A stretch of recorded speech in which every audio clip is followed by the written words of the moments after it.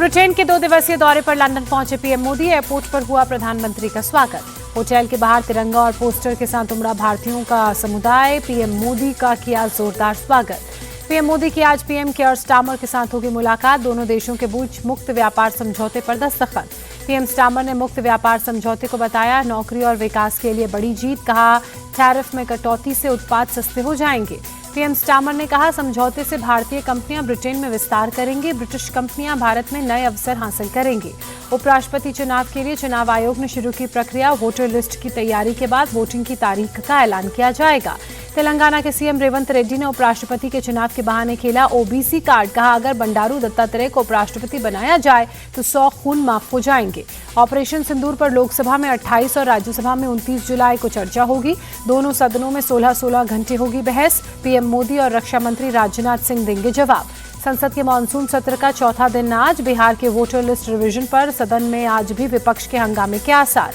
बिहार में एसआईआर के तहत 98% से ज्यादा वोटर्स ने फॉर्म भरे। 20 लाख मतदाता पाए गए मृत। 28 लाख वोटर्स ने स्थायी रूप से बिहार छोड़ा। चुनाव आयोग ने कहा 7 लाख लोगों का एक से ज्यादा जगहों पर वोटर लिस्ट में नाम। 1 लाख वोटर्स का पता नहीं। 15 लाख वोटर्स ने फॉर्म लौटाए नहीं। तेजस्वी यादव ने बिहार चुनाव के बहिष्कार पर बड़ी बात कही।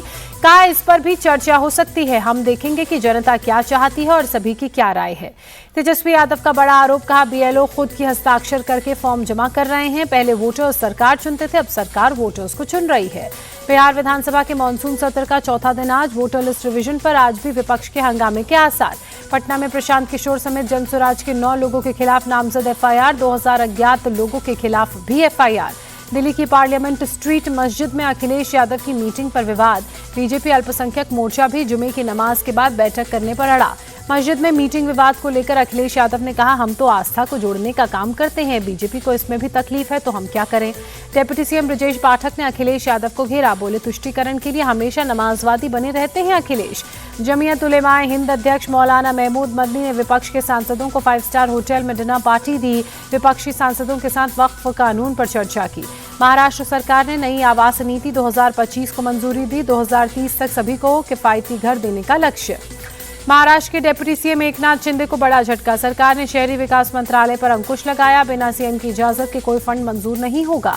लखनऊ में स्वामी प्रसाद मौर्य के घर की सुरक्षा बढ़ाई गई। विश्व हिंदू रक्षा परिषद ने कांवड़ियों पर टिप्पणी को लेकर गंगा जल से बुद्धि शुद्धिकरण करने का ऐलान किया है। जकीर नायक से जुड़े उत्तर प्रदेश धर्मांतरण के तार। फंडिंग करने वाली कई संस्थाएं रडार पर। ईडी जल्द शुरू करेगी जांच। आगरा धर्मांतरण केस में दिल्ली से 3 और गिरफ्तारी। लड़कियों को प्यार के जाल में फंसाकर बनाते थे शिकार। यूपी के कुशीनगर में भी धर्मांतरण गैंग का पर्दाफाश। एक महिला समेत आधा दर्जन मुस्लिम युवक अरेस्ट किए गए। गाजियाबाद में crime branch inspector Abdul Rahman Siddiqui suspend. Changur Baba gang से नजदीकी के चलते हिंदू युवती के अपहरण का केस नहीं किया था दर्ज। यूपी के मुजफ्फरनगर में पुलिस ने कांवड़ यात्रा के दौरान सांप्रदायिक तनाव बढ़ाने की साजिश का खुलासा किया। 4 लोगों को गिरफ्तार किया। लखनऊ में पुलिस और बदमाशों के बीच मुठभेड़। कुलदीप उर्फ थेला नाम का एक बदमाश घायल, 3 बदमाश फरार। भोपाल में ड्रग्स के खिलाफ पुलिस की मुहिम तेज हुई। क्राइम ब्रांच ने 4 लोगों को गिरफ्तार किया। नशीली दवा, पिस्तौल और 2 कार की जब्त। बिहार के मुजफ्फरपुर में एक कबाड़ कारोबारी मोहम्मद गुलाब की हत्या। दुकान के बाहर अज्ञात बदमाशों ने मारी 3 गोली, मौके से फरार। मोहम्मद गुलाब के घर वालों के मुताबिक जमीन विवाद में मारी गई गोली। परिवार वालों का भड़का गुस्सा। 2 गाड़ियों में लगाई आग। शव को NH 28 पर रखकर रास्ता जाम किया। नवी मुंबई में शख्स ने प्रेमिका के पति को अगवा कर मर्डर किया। कोर्ट ने आरोपी को पुलिस कस्टडी में भेजा। महाराष्ट्र के धूले में 2 ज्वेलर्स से लूट की वारदात। बदमाशों ने गन पॉइंट पर घटना को अंजाम दिया। महाराष्ट्र के बुल्ढाना में अतिक्रमण हटाने गई वन विभाग की टीम पर गांव वालों ने हमला किया। वन विभाग की गाड़ियों में तोड़फोड़ की। वडोदरा में चुई गैंग पर पुलिस ने कसा शिकंजा। 6 बदमाशों को किया गिरफ्तार। बिहार के हाजीपुर में 2 ट्रकों के बीच टक्कर में 3 लोगों की मौत हुई। हादसे में 2 ड्राइवर सहित एक अन्य शख्स की मौत।